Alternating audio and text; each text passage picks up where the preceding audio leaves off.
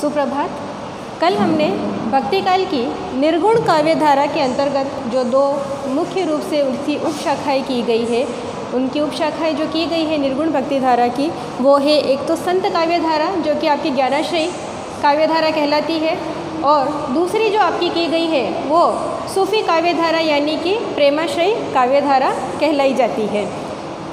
आज हम सूफी काव्य परंपरा और उसकी प्रवृत्तियों का अध्ययन करेंगे। सूफी काव्य परंपरा। सूफी, सबसे पहले शब्द का विश्लेषण करते हैं, हम उसकी व्याख्या करते हैं कि सूफी यानी सूफ शब्द से इसकी उत्पत्ति मानी गई है, अरब क्षेत्र से इसकी उत्पत्ति मानी गई है। सूफ यानी वहाँ पर पवित्र शब्द को सूफ कहा जाता है। तो सूफियों के आचरण के बारे में कहा जाता है कि आचरण की शुद्धता और पवित्रता पर सूफियों ने सबसे अधिक जोर दिया था कि ईश्वर की प्राप्ति अगर आपको करनी है तो आपके पास क्या होना चाहिए, आपके आचरण की पवित्रता और शुद्धता होनी आवश्यक है।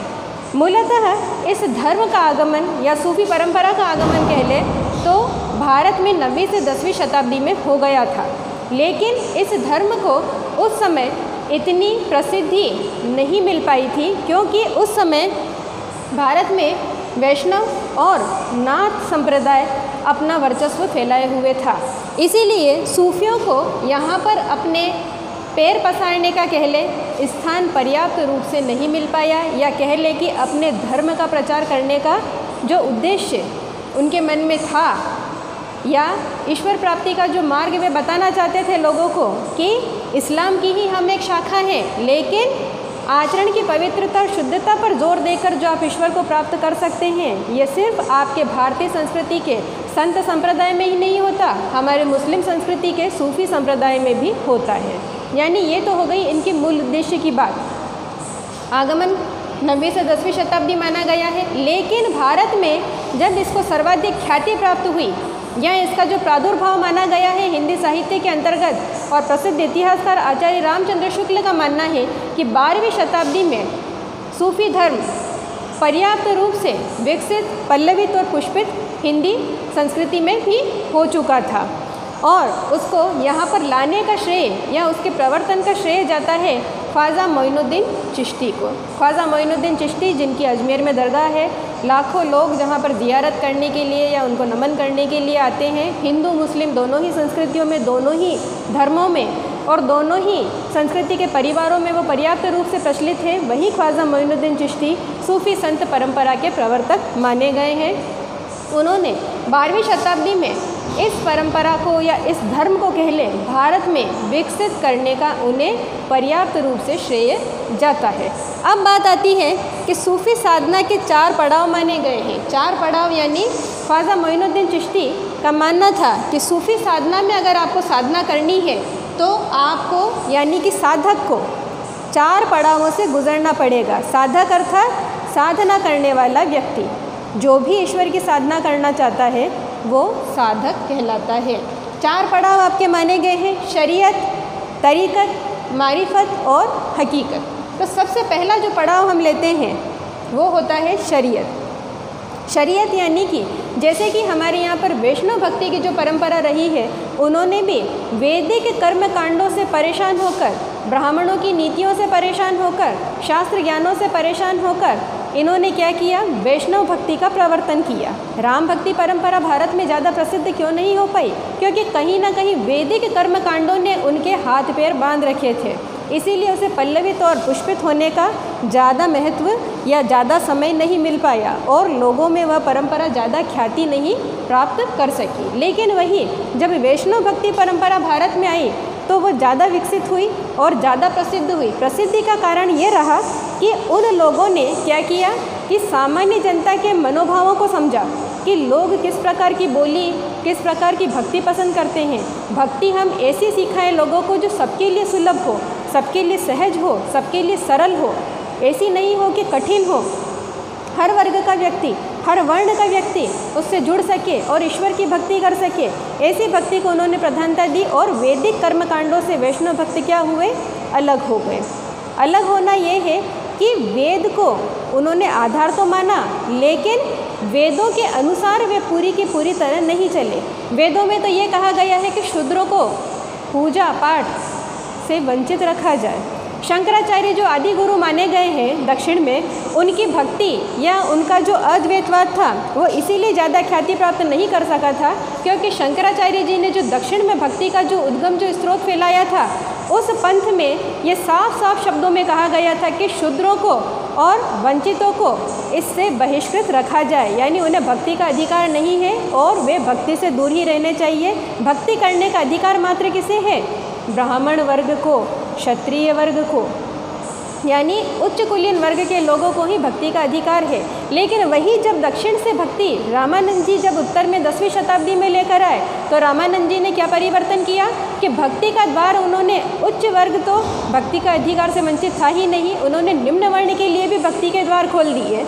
इसीलिए रामानंद की भक्ति ज़्यादा ख्याति प्राप्त कर गई। उसी प्रकार से जब हम शरीयत की बात करते हैं तो शरीयत यानी कि मुस्लिम धर्म का जो प्रसिद्ध जो ग्रंथ है, जैसे कि हमारे यहाँ पर वेदों को माना गया है, ऋग्वेद, सामवेद, यजुर्वेद और अथर्ववेद, उसी प्रकार से मुस्लिमों में क्या माना गया है? शरीयत यानी कुरान को, कुरान शरीफ जो इनकी मानी गई है कि कुरान शरीफ में भगवान या ईश्वर की प्राप्ति के लिए, अल्लाह की प्राप्ति के लिए कुरान शरीफ में क्या नियम बताए गए हैं, उसका सबसे पहले साधक को क्या करना है? अध्ययन करना है। कि इनके जो मुस्लिम धर्म का जो वेद है, हिंदुओं में वेद होते हैं और मुस्लिमों में क्या है? इनकी कुरान शरीफ, कि कुरान शरीफ में इनके क्या नियम बताया गया है ईश्वर की प्राप्ति का, वो साधक को सबसे पहले उसका अध्ययन करना पड़ेगा। दूसरा आता है तरीक़त। तरीक़त यानी ये है कि जब आपने शरीयत के अनुसार जब आपने इसका अध्ययन कर लिया है उस धर्म ग्रंथ का आपने, तो फिर उसके बाद में तरीक़त यानी क्या होता है? एक आत्मिक शुद्धि का भाव आएगा आपके मन में। आपको ऐसा लगेगा कि अब मुझे ईश्वर की भक्ति मन से करनी प्रारंभ कर देनी चाहिए। कहीं ना कहीं मैं इस मार्ग से अवगत हो चुका हूँ, भली भांति पढ़कर ही हुआ हूँ, लेकिन मुझे पता चल गया है कि भगवान की भक्ति कैसे की जाती है, और एक आत्मिक शुद्धि का भाव आ जाएगा आपके मन में। आपको ऐसा लगेगा कि अब मुझे ईश्वर की प्राप्ति करने के लिए मैं तैयार हूँ, और आप क्या करेंगे? सांसारिकता से विरक्त होने लग जाएंगे। सांसारिकता से विरक्त होना क्या होता है? यानी संसार में जितनी भी भौतिक सुख सुविधाएँ की चीज़ें जो ईश्वर प्रदत्त है, जो हमने स्वयं ने निर्मित की है अपने लिए, अपनी सुख सुविधाओं के लिए, उसका क्या करेंगे? आप उपभोग करना छोड़ देंगे। आप साधना करने के लिए पूरी तरह से आत्मिक रूप से तैयार हो जाएंगे। शारीरिक रूप से तो तैयार हैं ही, मानसिक रूप से तैयार हैं ही, आप आत्मा से भी उसके लिए तैयार हो जाएंगे। तीसरा बिंदु आता है मारिफत, यानी आरिफ बनना ईश्वर का, यानी भक्त बन जाना।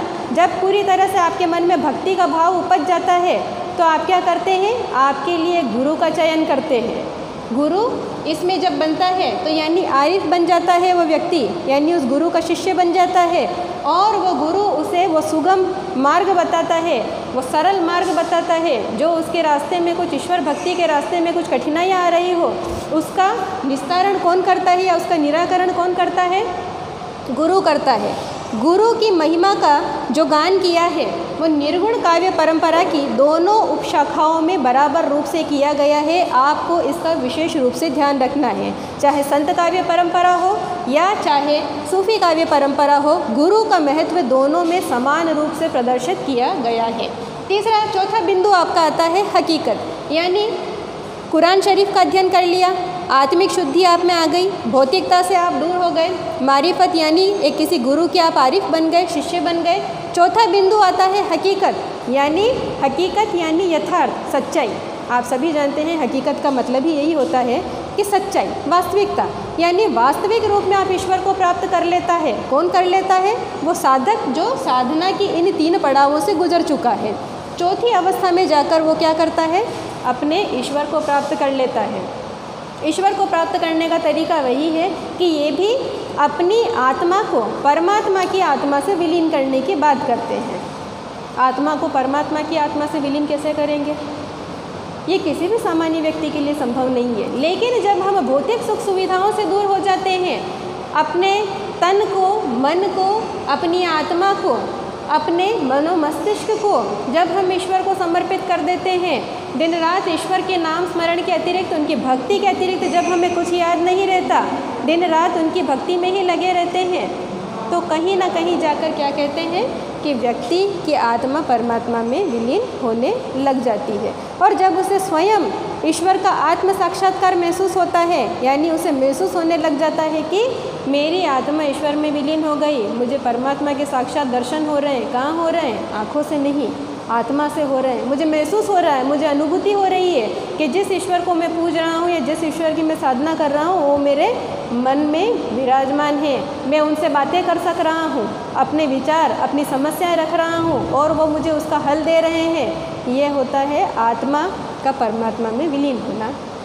यानी सूफी ने, जहाँ हमारे यहाँ हिंदू संस्कृति में कहा जाता है कि लौकिक से अलौकिक भक्ति की जाती है, यानी लौकिक प्रतीकों के माध्यम से सांसारिक जगत के नायक नायिका का माध्यम लिया जाएगा और उसके माध्यम से अलौकिक यानी ईश्वर को दर्शाया जाएगा। वैसे ही इसमें क्या कहा गया है सूफी काव्य परंपरा में कि लौकिक अलौकिक उन्होंने हिंदू शब्द नहीं लिए, उन्होंने लिया है इश्क मिजाजी और इश्क हकीकी। इश्क मिजाजी यानी लौकिक प्रेम, उर्दू का शब्द है, और इश्क हकीकी यानी वास्तविक प्रेम, अलौकिक प्रेम जो ईश्वर से किया जाए, जो मनुष्य से किया जाए वो लौकिक प्रेम। मानव मानव का प्रेम लौकिक प्रेम की श्रेणी में आता है। और मनुष्य द्वारा जब परमात्मा से, ऊपर वाले से, भगवान से, ईश्वर से, जिसे आप पूछते हैं, जिसे आप मानते हैं, उसके प्रति अगर आप सच्चा प्रेम कर रहे हैं, एक निष्ठ प्रेम कर रहे हैं, उस प्रेम को कहा जाता है अलौकिक प्रेम, जिसे सूफियों ने क्या कहा है? इश्क हकीकी। तो यानी इन 4 साधना के पड़ावों से गुजरने के बाद में सूफी साधना के जो 4 ये पड़ाव माने गए हैं, इससे मानी जाती है कि साधक की साधना पूर्ण हुई। अब उसके बाद में अगर हम उसकी प्रवृत्तियों का अध्ययन करें तो प्रवृत्तियों का अध्ययन करने के अंतर्गत आती है प्रबंध काव्य परंपरा, प्रेम निरूपण, धार्मिक एकता, नारी चित्रण, भाषा शैली और शैतान का चित्रण। सबसे पहला लेते हैं प्रबंध काव्य परंपरा। प्रबंध काव्य परंपरा राम भक्ति परंपरा से भी चली है। आपको मैंने इसका अध्ययन कल भी करवाया है कि प्रबंध काव्य परंपरा में क्या किया जाता है कि एक बड़ी किसी कथा को एक से अनेक खंडों में विभाजित या सर्गों में विभाजित कर दिया जाता है। उन सर्गों के प्रत्येक सर्ग के एक अलग अलग नाम रख दिए जाते हैं। उसी में वो कहानी जो होती है, जो कथा होती है, वो धीरे धीरे विस्तार पाती है और अंत में वो समाप्त होती है। उसका नाम, प्रबंध काव्य को पहचानने का एक ही तरीका है कि उसको उसके चरित्र नायक के आधार पर नामांकित किया जाता है, उसका नामकरण किया जाता है कि कथा नायक प्रधान है या नायिका प्रधान है। हिंदू संस्कृति में जितनी भी प्रबंध काव्य लिखे गए वो नायक प्रधान थे, इसीलिए उनके नाम नायक के आधार पर लिखे गए। लेकिन सूफी काव्य परंपरा जो कि मुस्लिम संस्कृति की देन है, उसमें सबसे महत्वपूर्ण जो बिंदु रहा है वो ये रहा है कि जितने भी प्रबंध काव्य लिखे गए उसका मूल चरित्र नायिका प्रधान रहा है और नायिकाओं के आधार पर उसका नामकरण किया गया है। जैसे कि जायसीकृत पद्मावत 1540 में लिखी गई है, एक प्रबंध परंपरा की एक सुदीर्घ और एक विस्तृत शैली में लिखी गई है। फारसी की जो प्रसिद्ध शैली रही है मसनवी शैली। मसनवी शैली वो होती है जिसमें सबसे पहले भगवान हज़रत मोहम्मद की वंदना की जाती है, फिर शाह वक्त की यानी उस समय के शासक कौन रहे उनकी प्रशंसा की जाती है, फिर उसके बाद में मूल कथा लिखी जाती है, उसको प्रबंध काव्य परंपरा यानी फारसी की मसनवी शैली कहा जाता है। फिर दूसरा बिंदु आता है आपका प्रेम निरूपण। प्रेम निरूपण अर्थात सूफियों ने प्रेम को महत्व दिया है अपने काव्य में। प्रेम को महत्व भक्ति के हर क्षेत्र में मिला है, चाहे राम भक्ति में हो, चाहे कृष्ण भक्ति में हो, चाहे संत काव्य परंपरा में हो। लेकिन क्या हुआ, प्रेम का रूप परिवर्तित हुआ है। प्रेम की हिंदी साहित्य के सभी विद्यार्थी जानते हैं कि प्रेम के 2 पक्ष माने गए हैं, संयोग और वियोग पक्ष। यानी सूफियों ने जो प्रेम का जो पक्ष अपनाया है वो कौन सा पक्ष अपनाया है? दूसरा पक्ष, जिसे कहा जाता है विप्रलंब श्रृंगार यानी वियोग। वियोग का अर्थ होता है विछोह या दूर होना, जिसमें नायक नायिका एक दूसरे से मिल नहीं पाते, देख नहीं पाते, एक दूसरे को अनुभूत सिर्फ दूर से रहकर कर पाते हैं, वो आपके वियोग प्रेम के अंतर्गत आता है। तो प्रेम निरूपण का जो दूसरा पक्ष अपनाया गया वो वियोग निरूपण इन्होंने अपनाया है कि वियोग में इनका ये मानना है कि हम ईश्वर से भले ही दूर हैं लेकिन मेरा प्रेम सच्चा है, एक निष्ठ है, इसीलिए मेरे प्रेम में अड़चनें और तकलीफ़ आ रही है कि मेरी आत्मा परमात्मा की आत्मा में शीघ्र मिल नहीं पा रही है।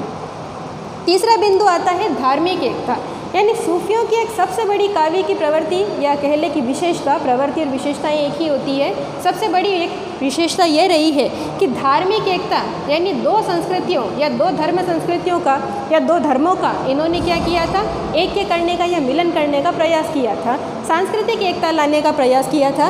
वो थी दो संस्कृतियाँ कौन कौन सी, एक हिंदू संस्कृति और मुस्लिम संस्कृति। तो हिंदुओं की संस्कृति और मुस्लिम की संस्कृति दोनों का समायोजन सूफी काव्य परंपरा में देखने को मिलता है। अब आपके मनोमस्तिष्क में ये बात आती होगी कि धार्मिक एकता जो मैं कह रही हूँ कि हिंदू और मुस्लिम संस्कृति दोनों का समायोजन कैसे मिलेगा, तो दोनों का समायोजन इस प्रकार मिलता है कि इन लोगों ने क्या किया, सूफियों ने, कि जो भी लोक कथाएँ ली वो हिंदू घरों में प्रचलित लोक कथाएँ ली, चाहे राधा कृष्ण की हो, नल दमयंती की हो, उर्वशी पुरूरवा की हो।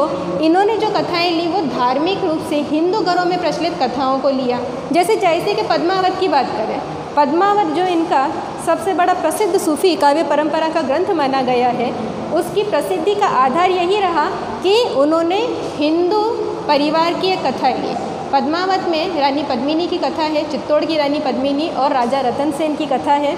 कथा सर्गों में विभक्त है और कथा के दो भाग हैं मूल रूप से, एक उसका ऐतिहासिक भाग है और दूसरा कल्पित भाग माना गया है।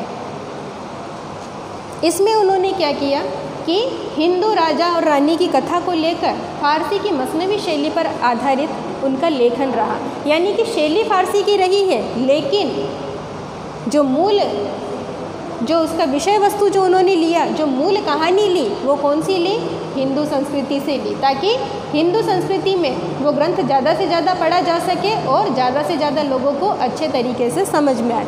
फिर आता है नारी चित्रण। नारी चित्रण की चर्चा हमने कल संत साहित्य के अंतर्गत भी की है कि संत साहित्य में और सूफी साहित्य में नारी के चित्रण में मूलभूत रूप से दो अंतर पाए गए हैं। मूलभूत रूप से अंतर क्या है, नारी चित्रण तो दोनों ने ही किया है। नारी चित्रण में अंतर आने का कारण ये है कि सूफियों के मन में प्रेम का भाव सबसे ज़्यादा प्रबल था, इसीलिए उन्होंने क्या किया कि सूफियों ने जो नारी का चित्रण किया है उसमें उन्होंने नारी को अलौकिक रूप दिया है, यानी लौकिक स्त्री है लेकिन उसे अलौकिक रूप प्रदान किया कि वो एक देवी स्वरूपा है। वही कल हमने अध्ययन किया था कि संत काव्य में क्या कहा गया, नारी को माया रूपा माना गया है कि साधक की साधना में बाधा देती है। जैसा कबीरदास ने कहा कि नारी की झाई परत अंधा हो तो भुजंग, कबीरा तिनकी के गति जो नित नारी के संग, ऐसा जायसी के पद्मावत में कहीं उल्लेख नहीं मिलता है। उन्होंने नायिका रूप में पद्मावती को क्या माना है, अध्यात्म माना है, और नायक रूप में रतन सेन को क्या माना है, आत्मा का प्रतीक माना है। सूफियों के काव्य की सबसे बड़ी विशेषता एक ये रही है कि जहाँ संत साहित्य में भक्त स्वयं को पत्नी और ईश्वर को पति रूप में मानता है, वहीं पर सूफियों में इसके विपरीत है कि साधक स्वयं को पति और ईश्वर को अपनी पत्नी के रूप में, अपनी प्रेमिका के रूप में स्वीकार करता है। इसीलिए ऐसे मनोभाव होने के कारण इनका नारी चित्रण क्या रहा है, लौकिक स्त्री को इन्होंने अलौकिक रूप में प्रस्तुत किया है।